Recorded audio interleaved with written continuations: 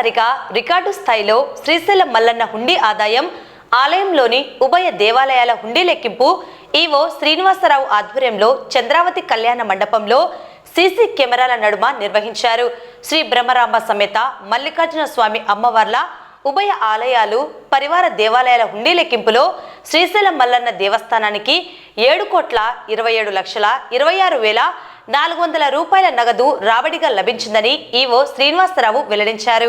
ఈ ఆదాయాన్ని గత 33 రోజులలో గడిచిన కార్తీక మాసంలో భక్తులు హుండీల ద్వారా సమర్పించారని ఈవో తెలిపారు. అయితే గత ఏడాది కార్తీక మాసంలో వచ్చిన హుండీ ఆదాయంతో పోలిస్తే ఈ ఏడాది 1,30,00,000 అధిక రాబడిగా మల్లన్న హుండీ ఆదాయం వచ్చింది. కార్తీక మాసంలో ఇప్పటి వరకు ఇంత పెద్ద మొత్తంలో హుండీ ఆదాయం రావటం మొదటిసారి. అయితే ఈ హుండీ లెక్కింపులో నగదుతో పాటు 117 గ్రాముల బంగారు, 7 కేజీల వెండి తదితర విదేశీ కరెన్సీ ఈ హుండీ లెక్కింపులో లభించాయి.